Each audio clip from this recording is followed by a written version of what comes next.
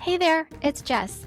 If you're new here, I'm a certified professional canine nutritionist, raw nutrition certified for dogs and cats, a holistic pet health coach, the founder of Wild Wellness Pet, and the host of the Pet Parenting Reset podcast that you're listening to right now, where every pet deserves the absolute best and every pet parent is welcome. Learn from the best holistic and integrative experts in veterinary medicine and nutrition every Tuesday right here on this podcast. Or get individualized help with your pet through one-on-one consultations and take a deep dive into the root cause with the Wild Wellness Bioenergetics at-home testing kit. It's time to rethink how we raise our pets, a reset to naturally healthy dogs and cats. If you've been feeling like there has to be something more, something better, a better way to raise healthier pets, welcome to the Pet Parenting Reset. Welcome back, pet parent. As you know, because I talk about it all the time, Kimberly, my dog, she just turned 12. We just celebrated her 12th birthday, and I have had her since she was about 2.5 years old. I decided, based on all of the information that I had, that she was probably born sometime in October. So Halloween is like my favorite holiday. So I decided her birthday is Halloween. That's when we celebrate. So she just turned 12. And the thing is that anybody that looks at her, anybody that interacts with her for years and years and years, nobody believes me about how old she is. They're like, no way, she's still a puppy, because she has puppy energy and she's blonde. So it hides the white fur really, really well. But I notice, because she's my dog and I'm with her all day, every day, that they're definitely, granted, we've talked about this. 2025 has been a very tough year for a lot of people. I was not excluded from this. In fact, I feel like I was like the maid of honor at somebody's, I don't know what was happening, power moment this year. But it's been stressful, and I've definitely noticed that Kim, like I'm seeing that she's aging a little bit and just various things that she's doing. And so I've been changing up a few things in her routine. One of the things that I recently started her on is Myco Dog's Clarity, the mushroom blend that they have, specifically because she's aging. And so my guest today is Carter Easler. He is the Director of Research and Education with CBD Dog Health and Myco Dog. And we are going to talk about something really, when I say this is cool, this is like the coolest thing that I know that anybody in our space has done in a very, very long time. They have actually put together a study showing the benefits of specifically their Clarity blend from Myco Dog. So Carter, welcome, first of all, to the Pet Parenting. Thanks, Jessica. Happy to be here. Like we were saying before we started here, this has been a long time coming. I get to see you like a few times a year. It's always a delight at these different, learning conventions and industry events. And I feel like you are always like right in there at the source of information that is so helpful for pet parents. So I'm grateful that your show exists. I'm grateful that you exist. So happy to be here. Thank you. Well, I'm thrilled that you're here because, yes, I feel like we have been trying to do this for a very long time, and it's just been so much has been going on. And you were actually a very big participant in getting this study done. Like, this was your baby. Yes, this is my baby.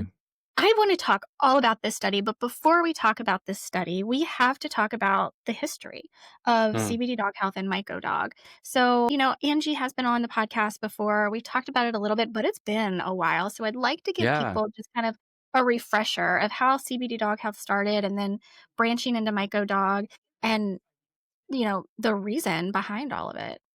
Yeah, so it is like it's been like a really vital part of my life for the last 7 years. My work with Angie and learning and teaching about adaptogens and hemp and fungi. And for me, it all started when I first met Angela at her rescue farm for senior dogs and farm animals, Fireflake Farm in Florida. And she'd already been operating this rescue for over 10 years at that point. And so I came into this kind of like magical paradise, like tucked into the woods in Florida, where she had all these old dogs that were thriving and all of this kind of menagerie. And so I got to live and work there and kind of watch what she did, and how people would come and they would drop an old dog off on the door, and they'd be like, listen, for a variety of reasons, but so often, like, my mother whose dog died, my mother died and this is her dog, or I've spent so much money and I literally just can't afford it anymore. The vet told me that there's nothing I could do, and they would leave these dogs with us and with Angela on the farm, and depending on the dogs or the animals, one time she got 15 chickens were just Oh my gosh. left. They were these fluffy little chickens. They were so cute. And I would watch her adapt her strategy and use the different holistic modalities at her fingertips to really care for these animals in a very individualized way, using the things that I have always been passionate about, the using nutrition and medicinal cannabis, mushrooms, that have always been a huge passion of mine. And we just kind of like fell right in step with one another, and our passion for learning and for the why behind the use of these things just kind of meshed. So I've been working with these herbs and mushrooms and with Angela for a while now, and this has been one of my favorite things that I've gotten to do. Having this research to be something that I could focus on and work with our veterinary team on as a principal investigator is so exciting. Well, I think, first of all, just anyone who has the opportunity to speak with Angela ever Hmm. is like, you just get drawn into this, like, yes, Oh yeah. utopia, like, actually exists, and Oh let me yeah. show Her you. passion is electric. Yeah, it's kind of amazing. But the reality of the products, and Hmm. obviously, nobody comes on here to be like, "Buy my product," right? But Hmm. the reality of the products that CBD Dog Health and Mycodog are putting out on the market, they are beneficial, I feel like, for every mammal Yeah, in absolutely. so many different ways. Absolutely. I mean, we have evolved alongside the reishi and the hemps and the lavenders for millennia, for millions of years. And so they are a vital part that we must integrate into our health systems, because the this kind of area of it being removed from us is new. That is in the last 100 years, as we've moved into this structure of society that we're now in, which is really different from how it used to be. So like, this is not, it can seem like, whoa, mushrooms are so big right now. This is just a return to normal. And with that comes a lot of learning. There's a lot of learning, there's a lot of unlearning about, what is medicine? What is the difference between the mushrooms that I'm getting at the grocery store, which love them, cooking them every day for myself and my dog? What's the difference between that and a practitioner grade therapeutic extract of different functional mushrooms that have different therapeutic profiles, different purposes, and how do we make them in such a way that they are going to be the most potent, the most effective, the safest? And there are both, again, thousands of years of traditional use that we can look back to for guidance, and now more and more frequently we have really great evidence. We have good science that is confirmatory of what we've always known. What is, as Angela says, the original medicines. Yes. Well, and I want to talk about that science, but before we talk about that science, how does Mycodog look at what you just said? What is the difference in a mushroom that you're getting at the grocery store, or even maybe at your farmer's market? What is the difference in the mushrooms that you're getting in, say, a Mycodog tincture? And how do Mm-hmm. you get it from a mushroom Mm. into this liquid form that Yep. we're giving to our pets? Okay. Well, I before I just ramble on forever, I will catch myself. I've got like a handout that I can give you that's just my hit list on if whether you are looking for a mushroom extract for yourself, for your pet, for your dad who forgets his keys every day. This is a hit list that I'll send to Jessica that is like just the top factors in something that's going to be really high quality, safe, and hopefully effective. The first thing, the first kind of main difference between what you're going to find in your Bella mushrooms at the Stop and Shop and something like a dual extracted reishi mushroom from the fruiting body is, the first thing, what was it grown on? Was it grown for the purpose of growing fast and full? Think like our mutant chickens. Are they Mhm. are we growing this thing to just like produce as much as it can as fast as we can so we can get it to market and make money on it or sell it? Not saying that our grocery store mushrooms are bad. Not saying that they're, that it's just a different purpose. Like, is it for just kind of a food stuff? I would argue that our food should be as organic and well sourced as possible. But regardless, there's a delineation between that and something that is for therapeutic use. You Yeah. it's just like a different scale of focus. And so, as I was saying, what it's grown on is kind of number one for me. Different mushrooms natively grow from different substrates. Substrates are like whether it's hardwood or leaf litter or dung. They grow on different substrates, and it's important to recognize what they're getting from those different substrates. Is there the bitulenic acid that's in birch trees? The different nutritional compounds of these different substrates. And so when we're growing these mushrooms fast and fierce, most of the time they're being grown on oats, rice, grain, industrial byproduct like wood pulp. And those things, while you can grow chaga on wood pulp or oats, it's not going to have the same chemical constituents and molecular makeup. Forgive my science overload, but without it growing on kind of the right stuff. That's kind of number one. And that is, if you can find out that at the beginning, that will cut away a lot of the fat of what you're looking for in a medicinal mushroom product. That's really key. And it makes sense, right? Oh, yeah. Yeah, absolutely. And I think I want to talk about some of the things that we are looking for to say, Hmm. okay, you have a few different blends. You also have some like individual, like you can just buy the Yeah, individual mushroom tincture, but the right. blends for me is like where it's at. Like these were Totally. put together for a reason, for a purpose. They work Hmm. really well together. They kind of, so that's where it's at for me. So, That's one of the points on my hit list is you want to be using a blend of mushrooms. You want to rely and take advantage of the synergistic properties with combination of different mushrooms because as we talked about there's different specialization between them. There's also a lot of overlap in the therapeutic properties. Many of the different mushrooms are immunoregulatory. They balance inflammation. They've been shown in research to be beneficial for a whole host of different types of cancer.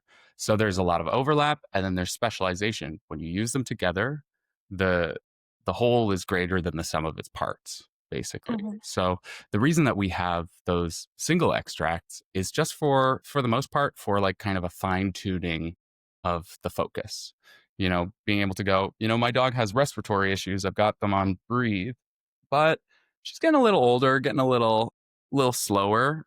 Let's add a little bit of lion's mane to that and have that kind of round out what is this individual dog's set of needs. Yeah, so definitely be using a blend. That's a high recommendation. So I just want to switch gears a touch Sure. before we get too far down the rabbit hole of mushrooms because Yeah, that's where you we're just going. cut me off because I get into like science mode and I just start ranting.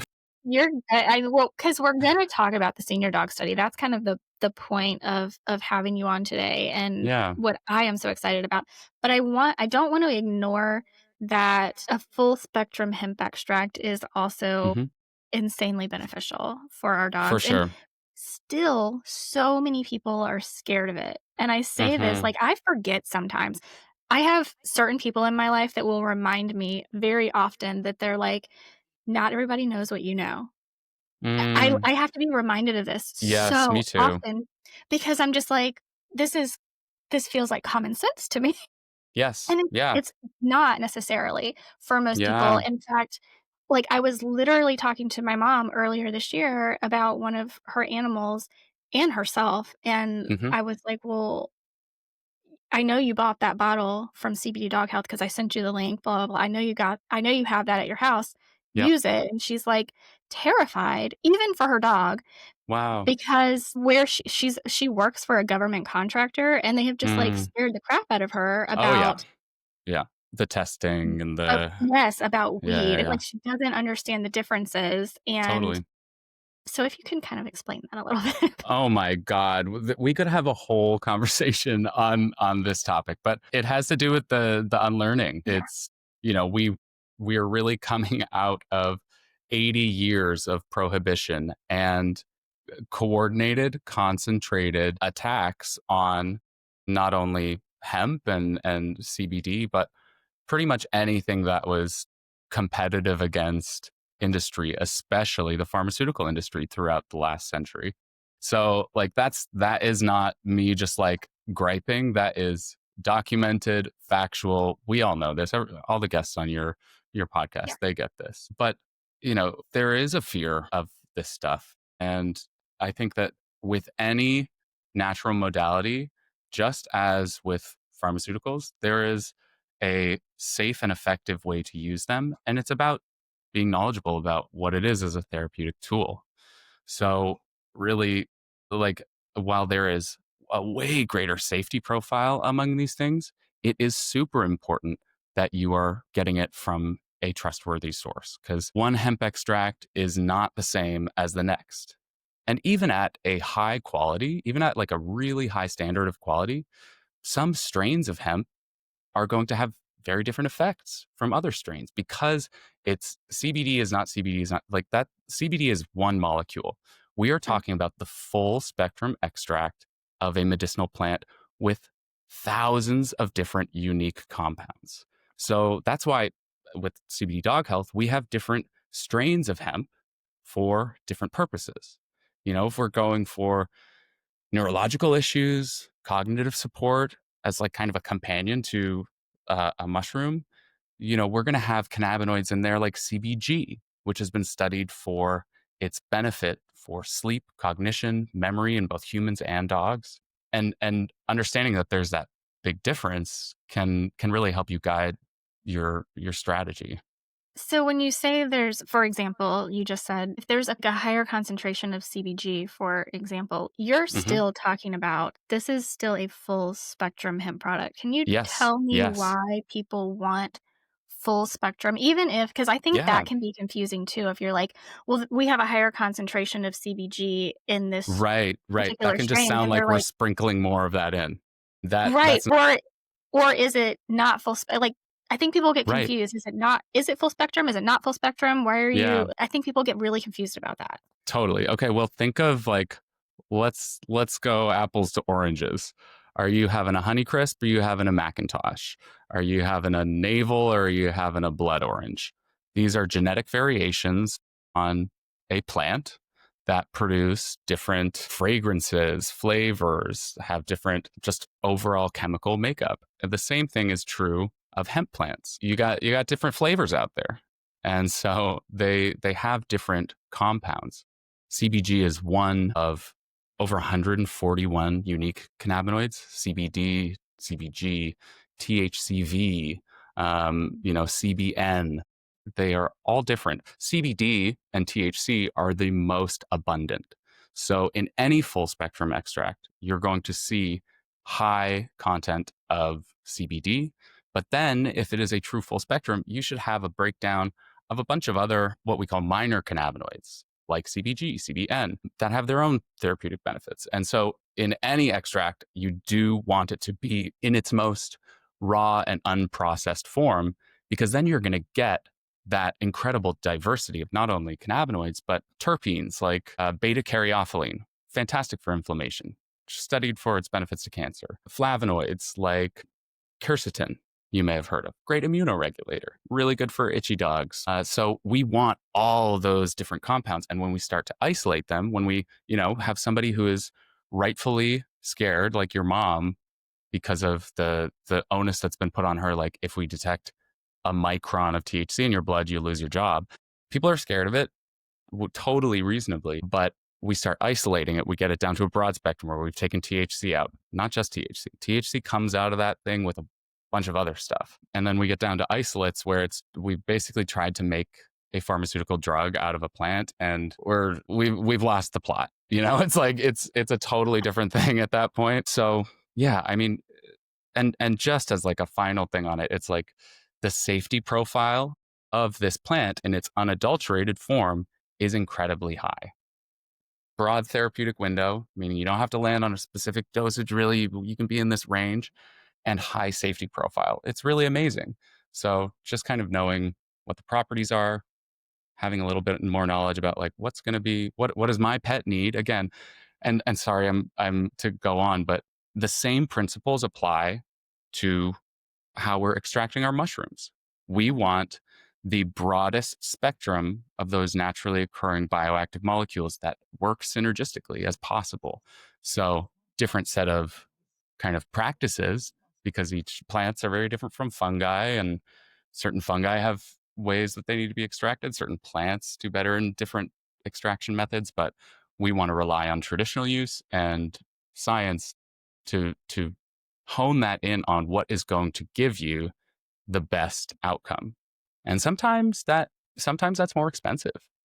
You know, Mhm. sometimes you can go like, okay, well, why is this one this much and why is that one that much? And it's like, well, did they grow it in like a dank basement in a plastic bag? Or was this grown in an old growth forest in the Pacific Northwest on its native substrate, you know, harvesting the fruiting body, the place where there's the greatest concentration of all those beneficial molecules, or the just the buds, the flowering buds of the hemp plant, again, where there's all the good stuff is. Are there any like fillers? How look at the ingredients. How many like fillers and flow agents and other stuff that's in there for basically for the ease of manufacturing, shipping, storage.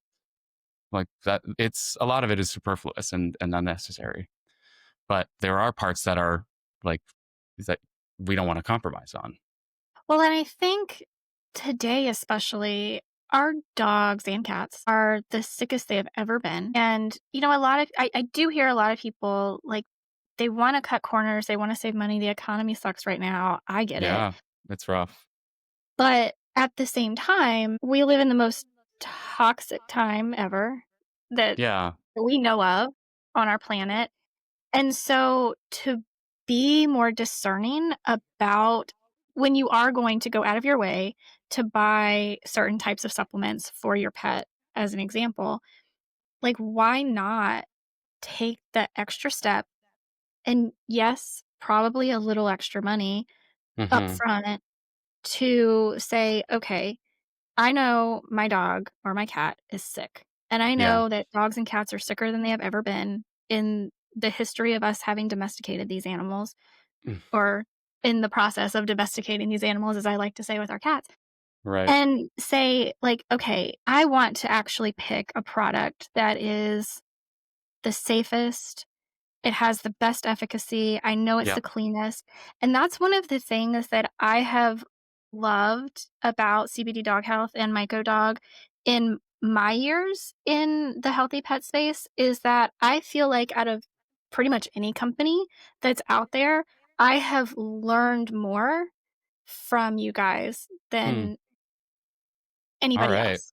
We're doing our job then, because they like I I feel you. Like it's rough out there, and there's a lot of information that we're getting. We're overloaded with information about, really it can just be easy to kind of be like, damn, things are bad. But at the Yeah. same time, we have we do have greater access to information than we've ever had, and there is a huge renewed interest in how we can use these things. And I believe that if you if you just train yourself, I work on myself every day when I'm like, oh my god, there's another thing I don't know. That, that is not, that doesn't have to be like, damn, I don't know enough. That is, hey, this is something else I can add to my tool belt. And with each thing that you add to your tool belt, you get better at incorporating it, and you are able to better spot the gaps in your strategy. So like it's progressive. It's not like you're not starting at square one. And so I believe that if you just take it step by step, learn as you go, you may need to hear something repeated a number of times, and someday it just might click on something that you'd forgotten you had kind of in the back of your mind. Yeah, we just got to be gentle with ourselves, because I find the same thing. I meet people, like I had this vet come up to me recently at a show, and we were talking. She's like, "Well, I just don't recommend CBD because it's toxic." And I was like, "Okay," and Interesting. like just like hold myself back. We can greet this in a gentle way. I'm Yeah, like, I would love to hear more about really? this. Yes, I'm like, I'm so curious why you think that. Right? Yeah, because like What? I always like I'm really careful with myself to not overreach, and to make sure that I fully understand it, to be a discerning eye and look at the science, like figure out where people are bullshitting, basically. Like where's the bullshit? Let's put our bullshit hat on and be like, okay, does this make sense? What is the information that they're providing to justify me spending $50 to $100 on something? Like that's not nothing. I'm relying on this, and like my best friend is sitting there not feeling their best, and that's it's personal. It's deeply personal, and so I get why people are kind of like, Yeah, yeah. Well, and I want to say before we jump into the senior dog study, hmm my sister has Goldens, and hmm we know most Goldens are gonna, if they live long enough, they're gonna have cancer. hmm And this was actually a Golden that her husband came to her with, but she bonded with really, really deeply. And he did get cancer for, I will say, the first time, I think, in my life, even though people in my family come to me all the time and ask me advice all the time, it never gets taken. Well, this time she came to me and she asked my advice because she was just devastated that her dog was just diagnosed with cancer. And literally, the vet was like, maybe a couple of weeks. Like, maybe you got a Jeez. couple of weeks, right?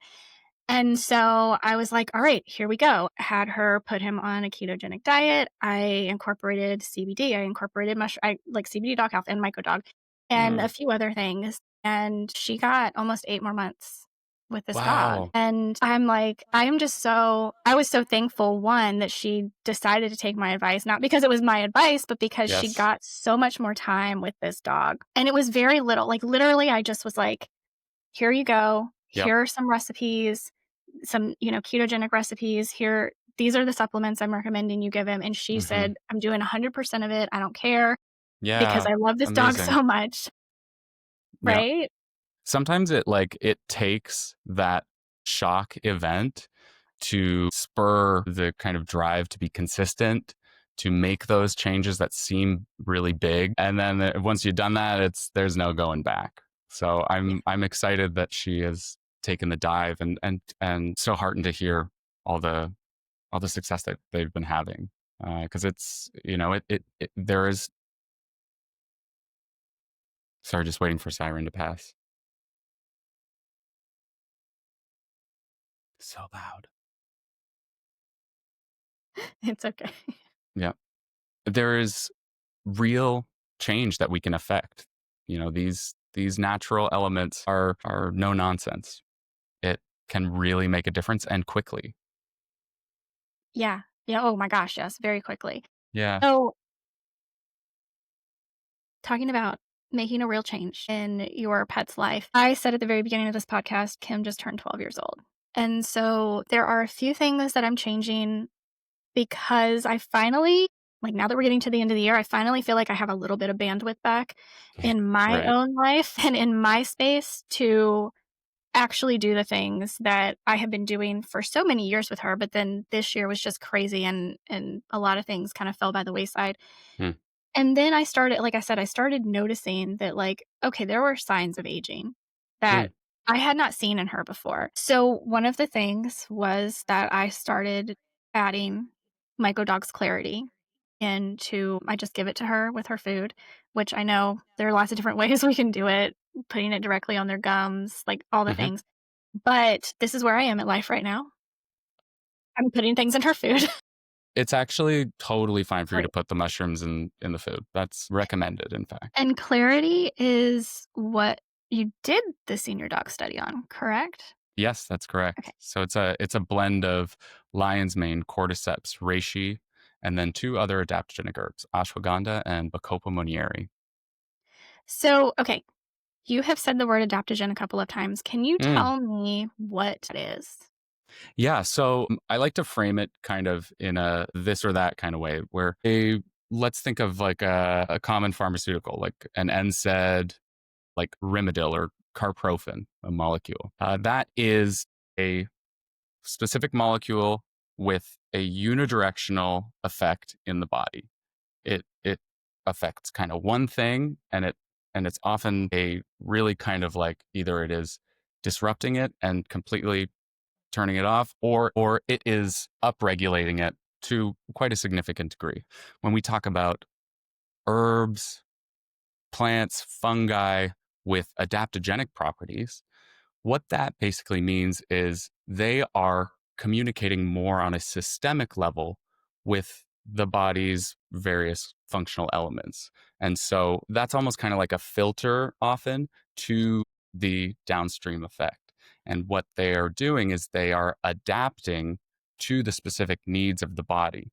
It's relying on these networks and frameworks of function in the body, whether it be the immune system, the neurological system, it's just bringing them back to balance, basically. So whether that is a stimulating effect or a depressive effect, it will adapt to what the body needs in that moment. So herbs like ashwagandha, adaptogen, reishi, adaptogen, hemp, adaptogen. They're really cool, and you'll find a lot of herbs and plants that have adaptogenic properties, and there are also many that don't. There are many that are much more unidirectional, albeit less kind of narrowly focused than something that is more isolated and refined Okay. or synthetic. Or synthetic, which is a whole other topic, Whole but other thing. whole other thing. So if somebody is looking at their dog and they're going, Hmm. "I wonder," I'm just wondering, like, I'm Mm, noticing some changes, they're getting older. What are some of the things that you would be looking for to say, "You know what? Clarity would be great for this dog." yeah, it's so fascinating because the process of aging can be so different for every animal, every person. And so the scoring criteria that we used in the senior dog study was a really broad look at kind of the main components that classify CCD, canine cognitive dysfunction. And so the behaviors that we're looking at are things like sleep quality, energy and activity during the day, um, eye contact, appetite. Um, are they able to perform the commands that you have taught them and that you've been used to doing? So, for instance, one of the dogs in our study, she's a 13-year-old scent hound. Her name's Jessie, and her pet parent was a like longtime breeder and trainer of these scent dogs. This Jessie was kind of like the matriarch of this brood, and she was an amazing scent dog, like top in the class, awards. And as the last year or so progressed with her, she started losing the trail and not being able to perform her same tracks and new ones that were very much at her level. And this is the dog that was kind of the model that they would use with the other dogs to train with. So, it was very like personally for them really hard. They love this dog so much, and to see her kind of losing her way is really scary. But she was able to sleep better through the night, which we know is so important for recovery in the brain and the immune system all over the place.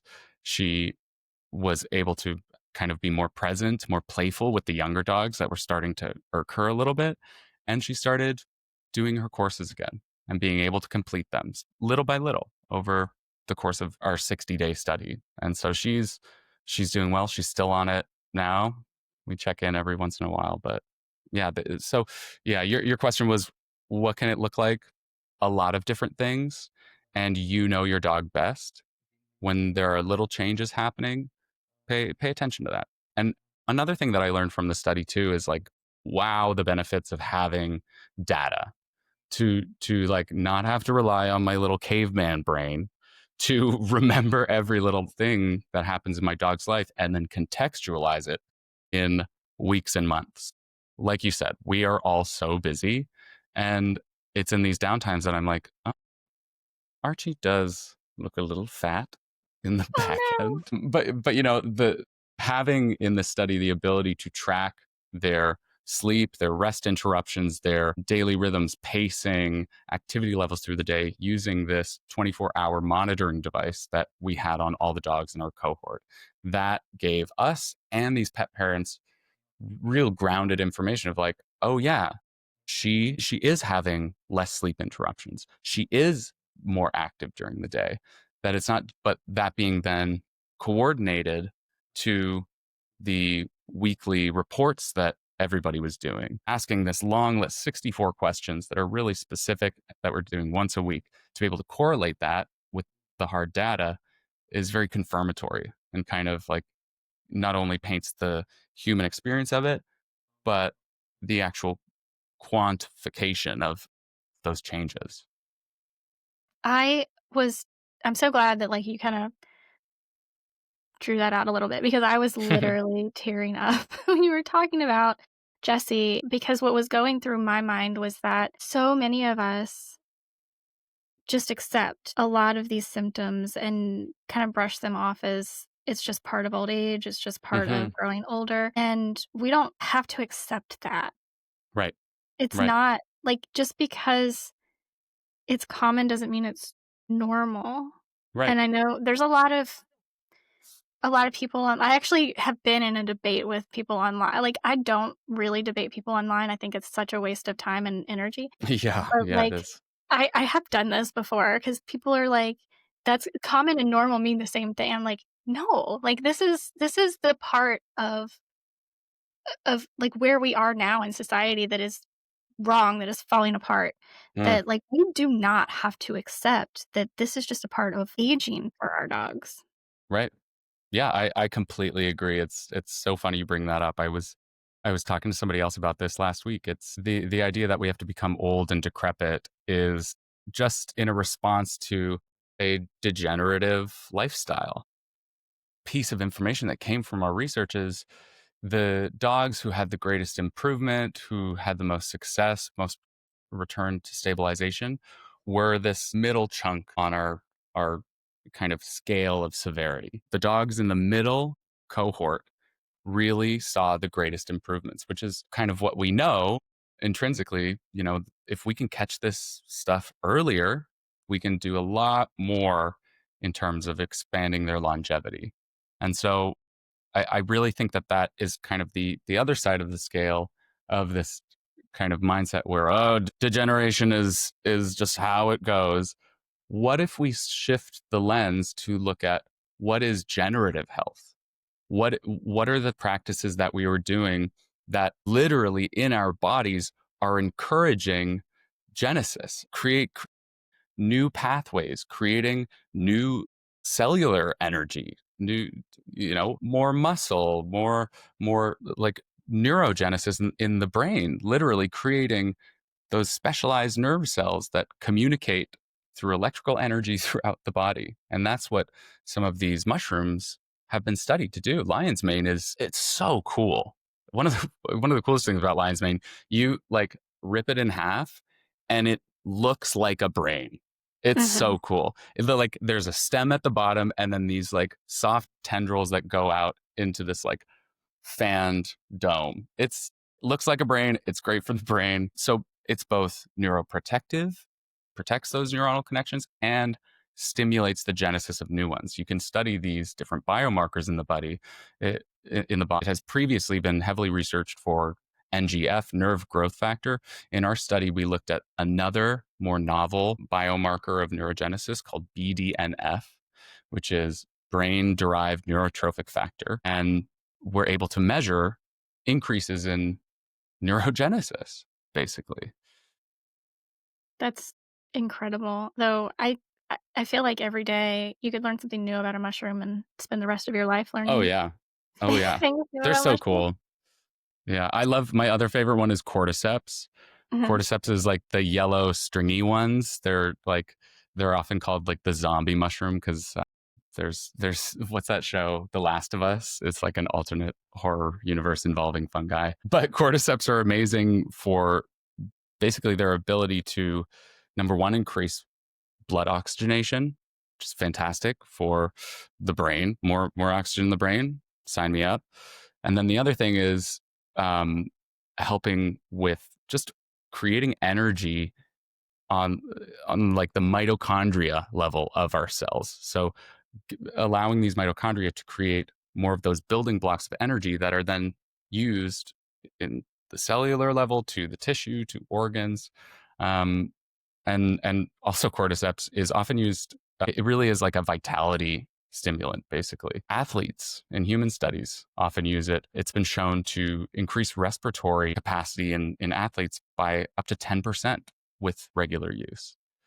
Wow. So there's so many benefits to it, and especially for an old dog, I love this combination of mushrooms that kind of target different parts of the experience of aging. You know, are they slowing down? Are they in more pain? Are they just like not as bright? Well, reishi can help you sleep. It's got a great calming effect. It's great for stress and inflammation. Cordyceps, that vitality bringer, oxygen, energy, lion's mane, just like open up the pathways and protecting the nerves. It's such a cool relationship between them. And one more, ashwagandha. I love ashwagandha. The studies have shown that ashwagandha can reduce cortisol up to 30%. Cortisol, the stress hormone. So a lot of this focused on sleep. And sleep was one of the main changes that we really measured throughout this study. So essential. So, okay, tell me more about the study because I think I just saw a clip where Angela was talking to the veterinarian Hmm. that y'all worked with. Yeah. And like he has a long history in Yes. doing Yes. studies and in pharmaceutical studies as well. So it's not just like, Hmm. oh, we found somebody who already speaks our language. Like you went out and Yeah. you were like, let me show you. Absolutely. Yeah. So we were looking for the right group, the right vet to work with to guide the clinical side. I mean, this is a full clinical study, and we needed somebody who knew how to do this, who could do good science that would stand up to peer review. And Dr. Joel Ehrenzweig at the Veterinary Health Research Centers, he's been a vet for over 30 years.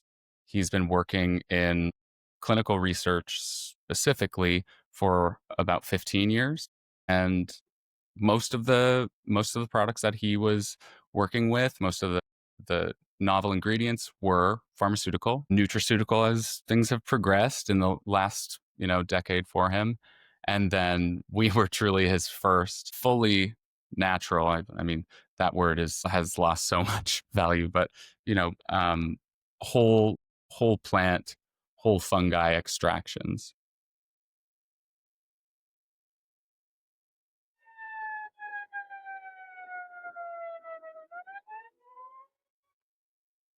I'm probably moving soon and I'm going to be facing the same issue. And I'm like, what am I going to do? I don't mind it until I'm on somebody's show and I have to do Right. this. Yeah. I If get it's it. live and I'm like, well, you talk for a bit. Boop. Right. Yeah, exactly. Okay, where were we? So this was new for him and also a great challenge, like I don't want somebody who is just going to agree with everything that we say as we're designing it. I want to have somebody who will stand their ground and know their stuff. And like I'm not the authority. We are hiring somebody to have a really grounded experience of studying these things and bring to that our knowledge and information and practical experience and research. I he wanted to do certain things and I was like, okay, but let's add this. We should also be testing blood biomarkers. And even if they're more new, why don't we be the first ones to really quantify this? We are the first clinical study to look into the use of mushrooms and adaptogens for CCD. The first one. I mean, like, that's so cool. I'm so proud of that. And you kind of touched on it earlier, and this is kind of a sidebar, but it's not about like, buy our product, do this. Everyone's going to find what they need to find. I deeply believe in the products that we produce, but my hope for this project is that the next time somebody goes into their vet and says, "Hey, I'm dealing with this with my dog," the vet doesn't say, "Well, there's nothing that we can do. There really aren't any drugs out there for that. So good luck." Because that's what most of the clients that we worked with said about their experience. Or I would hope that maybe you're sitting in the waiting room and somebody goes, "Oh my, I actually have my dog on some mushrooms that are really helping them. Try this."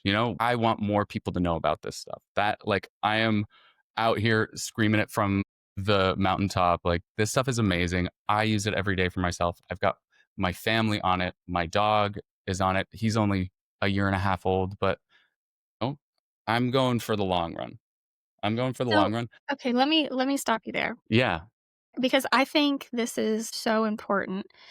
I'm gonna relate this back to something a little different, but I have found controversial. I actually anytime I try to talk on social media about getting blood work done for your pets early on in their life, people are like, "Oh, but my vet says I don't need to do that. Why would I listen to you?" And I'm like, "Okay, but Hmm. when something happens when they're 6, 8, 10 years old, and this is the first time you're getting blood work done for your dog, you Right. don't have anything to compare it to, True. right?" Wow. So, that's what I'm thinking in my mind when you just brought up you have a young dog, which, by the way, congratulations on your new Thank family you. name. And you already have him started on a product that we're in the realm of products that we are talking about using for older dogs or dogs Hmm. that are having some sort of deficit that we're noticing. Sure. So it is just as important to set them up for success. Can you tell me a little bit about that and how you see mushrooms and full spectrum hemp as setting our pets up for success?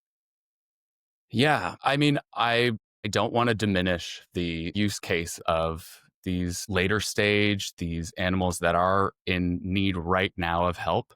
There are a lot of properties of these mushrooms and adaptogens and hemp that will give you immediate changes, changes in their sensation of discomfort and pain, that you can immediately see them just like relax. So important for old dogs.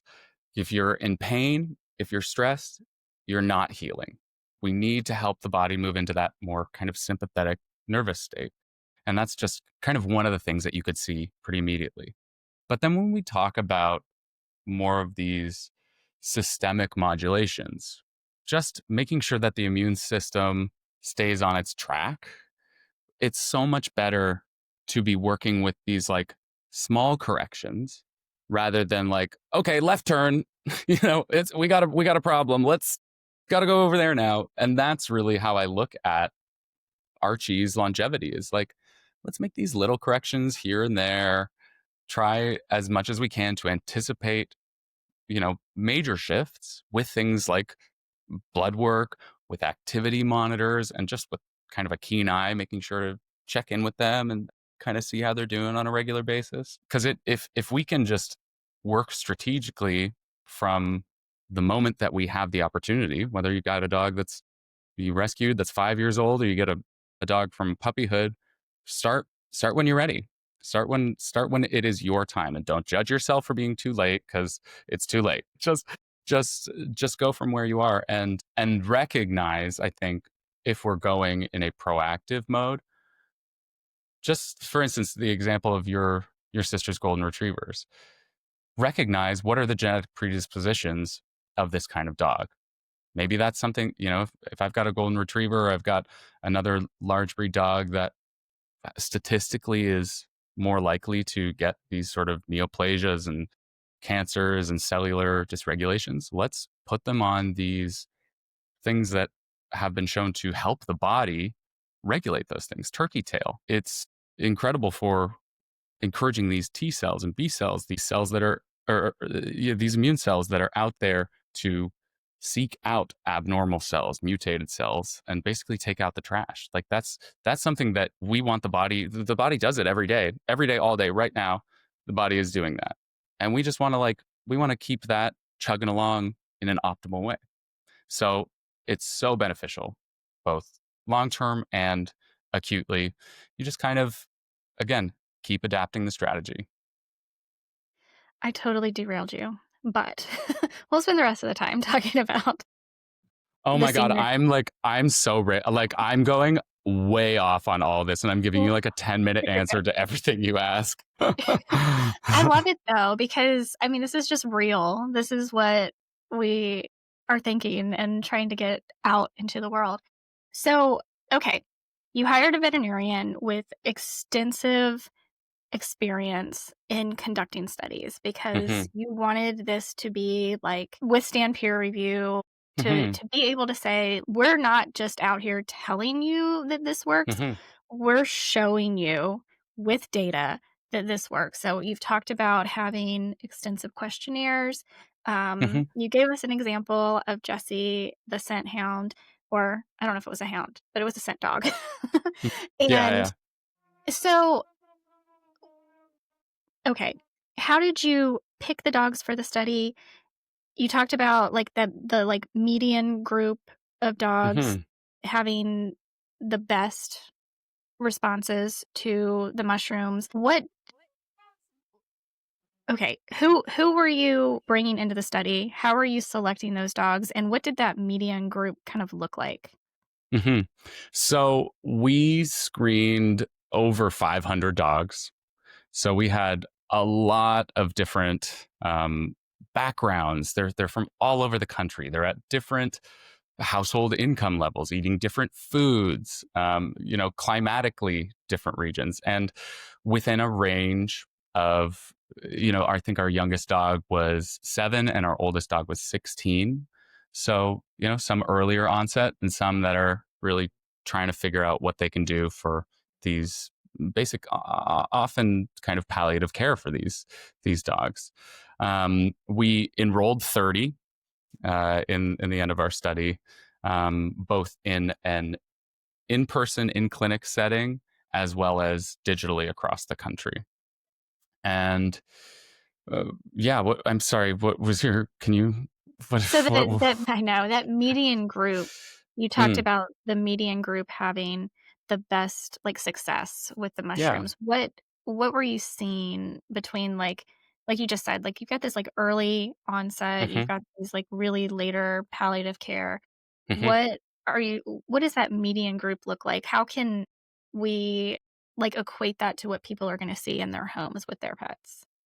Yeah. So it might look like if you've ever heard of sundowning, if you've, Yeah. that's kind of a really common parallel when we look at CCD. Rest interruptions through the night, pacing, having trouble kind of setting into sleep, getting settled, less consistent sleep, being kind of lost in the house, going to pee, but then getting outside and being like, what am I doing out here? Or forgetting to pee at all, house Mhm. soiling, the the messes that they're making in the house, aggression, discomfort, just like less interaction. So this median group, they're they're not at a degenerative phase where they are kind of off the deep end, that we've really lost their personality. They're still connecting, but there's just some like faltering happening in what pet parents have kind of seen as their normal. And so the median group,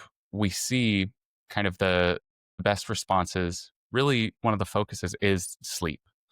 We had a 42% reduction in sleep interruptions in this group, a 12% increase in sleep efficiency. So, really quantifiable levels of a change in their rest phase, which is essential for neurogenesis. So, more sleep, especially for our old dogs, is really important for their ability to continue to stabilize, grow, balance, heal, So that's not to say that the animals kind of on the other end where they were maybe more in that palliative care phase Mhm. didn't see results. They just Oh, absolutely were not. not No, necessarily. there are the there's a case of a dog that I met in March, and this guy, he wanted to submit his dog for the study, and this dog was in terrible shape. It had a it had a lot going on. They had a euthanasia appointment set in 10 days when I met him, and I was like, damn, I wish that we had met 2 months ago. Yeah. But so it didn't make sense for him to be part of our study, but I overnighted him a bottle of clarity, and I was like, just try this, see how it goes. I hope that it helps, and thanks for your interest. And he started using it, and he called me 3 days later, and he was like, she's sleeping, and she up and about during the day for the first time in months. We went for a 30-minute walk today. It's the first time that I've been able to walk with her in 2 months like that. And he canceled his euthanasia appointment. He got Oh, he got quality time where this dog was less in pain, less stressed, just less kind of weary, and was able to come back to him. And so this is, I mean, it happened to Jenny, who's on our team with her Great Dane, as Angela was launching the products. Like, we didn't even have them in bottles yet, and Angie sent her a jar of clarity, and same thing happened where she was like, I think it's the end, and it ended up being a real lifeline. I Yeah. don't Honestly, like, dog tears flow out of me so easily. I'm like, if I can scroll by something and I'm like, oh, can't watch that right now. right? I know. Like I am that person that if I hear that Sarah McLachlan song, I'm waking up. Like Oh it's my not you know God. what I mean? Sarah's back also, by the way. Not another sidebar. She's back, and she sounds great. I bet she does. I bet she does. So, okay. What do you feel this the veterinarian that you worked with to create Hmm. this study, who this was, as you said, first again, as you said, I hate using all natural because it is just Mm, so bastardized to use that yeah. word right now. But truly, like, Organic, functional. yes, like this was the first time he had studied a product like this. Hmm. How do you feel he came? Or what has he shared with you? Oh man, like, as soon as the data started coming in, he'd call me and be like, I just got this back. You're not going to believe it. And I'm like, no. I'm like, you don't think so? I was like, Joel, you tried to temper my expectations early on, say that the best that we could hope for was no change. And when we had reports starting to come back that these dogs were interacting again, that they were eating, that they were hungry again, that they were going out, even just pre data compilation, it really, the results started showing up quickly. And he changed his tune. He was surprised. He was so excited to see his like genuine excitement at something like this, changing his mind. I mean, this is a guy who's in his 70s. Like, he's seen a lot of change, he's been through a lot of clinical trials, and working in an old style model that he was dissatisfied, but probably at that time didn't have the tools and the access to what we do now. And so, you know, I respect him a lot for learning and changing. So, what I'm hearing is that you hired a vet to conduct a study who has insane amounts of experience conducting studies, who you said, "I'm gonna give you some money to come and help us with this study," and he Hmm. said, "The best you're gonna get is no change," and you're like, Yeah. "I'm still paying you." He's like, Yeah. Oh, well, you know what? He didn't say that until after we'd paid him, but but we knew what the mushrooms do. Yeah, yeah. And I saw his papers on Javma and AVMA, and I was like, okay, this guy's legit.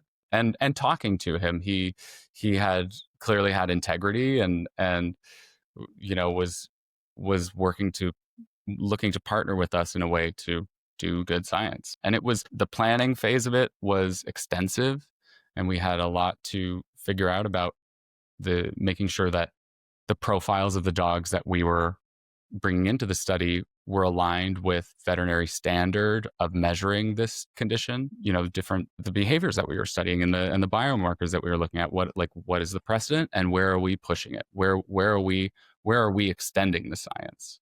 Because that really is always kind of the goal. It's like, let's build on what we know.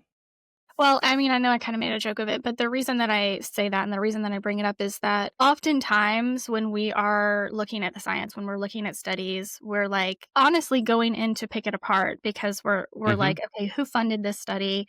Yes. And Yes. who conducted the study? And what happened in the study? And did they Hmm. did they exclude participants? Why Hmm. did they exclude Right. participants?" Like, all of these things Yep. we're looking at because we understand there's so much of a bias in science. So that's kind of the Hmm. reason that I bring this up, that it's like, Yep. we could probably easily do the same thing and Yep. be as biased, but you're not. Totally. I mean, there is always going to be bias or, places where you don't get everything that you want. Yeah.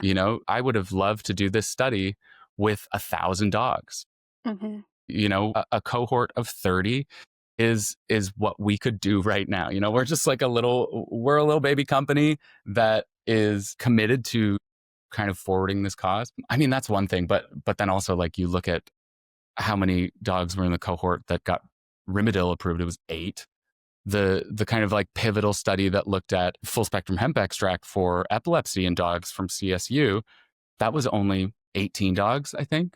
So, we, as usual, we hold our organic therapeutics to a much higher standard, and not to discourage anyone from being discerning and asking hard questions of scientists and researchers, and especially companies that are selling a product. We must be diligent and make sure that they are ethically aligned and not just trying to make money. But yeah, I mean, there's I think that good science should invite scrutiny. And I we could talk about the details of this research all day, and I'd be like, yeah, and this thing was something that we need to look into more.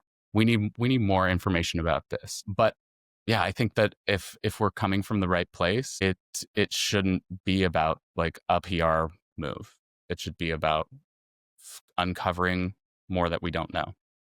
Well, I know you could probably go on and on and on and on and on, and I could listen forever as well, but I just appreciate you so much for coming on and talking to us and explaining the study and answering even the silliest of questions that I have. No, it's my pleasure, Jessica. I love to nerd out on this stuff and share it. Yeah, yeah. So, where can people, if they don't already, which I'm sure most people listening do, but where can people find information on the study? Where can people find the products? So you can, if you have been hearing this discussion and you're like, hey, my dog might be kind of a candidate for this or might be needing a little bit of intervention, we are still collecting folks for our next virtual cohort of the Senior Dog Study. So you can go to seniordogstudy.com, and at the bottom you'll see a quick survey that will kind of see if you're potentially eligible, and then we'll follow up with you. Also, you can find us at mycodog.com, cbddoghealth.com. We're on Instagram, TikTok, YouTube, tons of educational content on all those platforms. If you want to learn more about other subjects, we really have so much that you can kind of dive into and learn more. Yeah, my name's Carter. You can follow my Instagram at the functional pet, and yeah, we're everywhere. Yes.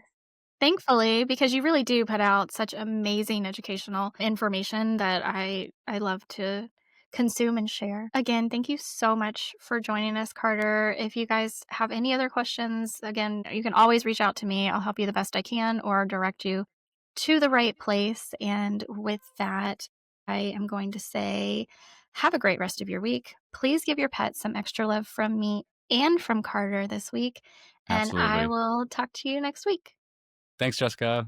Bye. Thanks, Carter.